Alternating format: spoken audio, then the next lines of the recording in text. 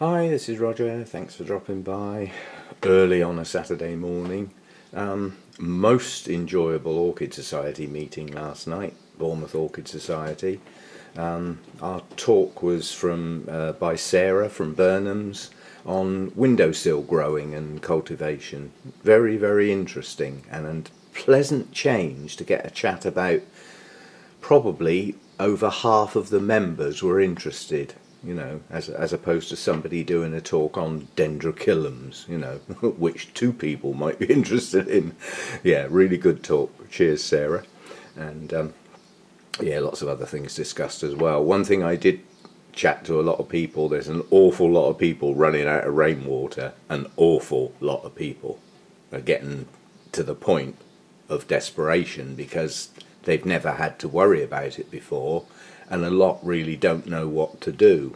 The trouble is, in our area, the tap water really is bad news.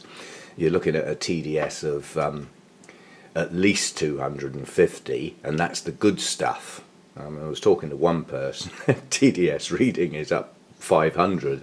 That's before you put any feed in, so not so good.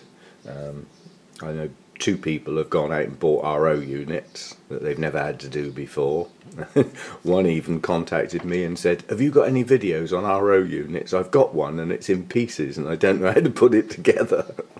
So yeah, there's quite a few people have not been in this situation before, and there's no sign of let up either. That's the problem.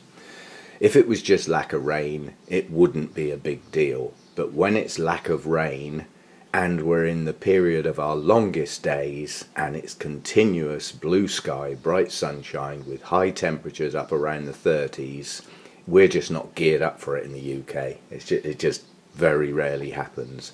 But to get a continuing period like this with no rain is very unusual in the UK. Anyway, couple of raffle prizes. Apparently this is a really good read. As I say, I don't do books very often, but I'm quite happy to, as a raffle prize. It's got some good photography in it, looking at it. Yeah, I can go through and find some sections in there that I'm interested in and skip over those that I'm not.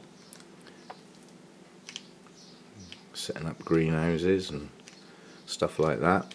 The only problem with books is, as I've said, they're often out of date. When was this first published, does it say? Doesn't say there. Oh, well, whoever bought this book bought it in 1983. It may well have been a new book then, but it certainly isn't now. And I got some chocky treats. I had to do quality assurance when I got home last night to just make sure they were okay, of course. I'm not a big chocolate eater, but as a rare treat, I do enjoy it. I got my 2 awards. I was the only one that got 2.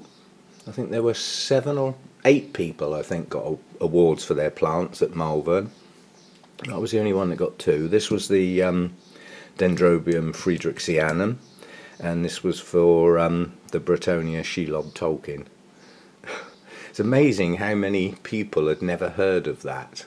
And this is where you get in orchid societies, you get people that perhaps specialised and went down a certain path 20, 30 years ago, and they lose touch of everything that's going on because of their specialisation.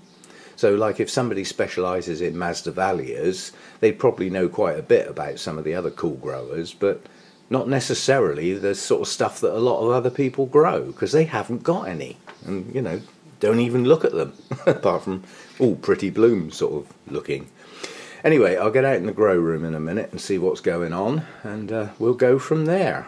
So it's another 2 awards to try and find space on the wall for. But these are nice because this is an international show. This is not like an Orchid Society sort of one, this is an international show. So, mind you, there were a hell of a lot handed out looking round the displays. So it's not like I was the only one by any means. There were a lot of people got awards of merit and cultural awards and things like that. All good stuff.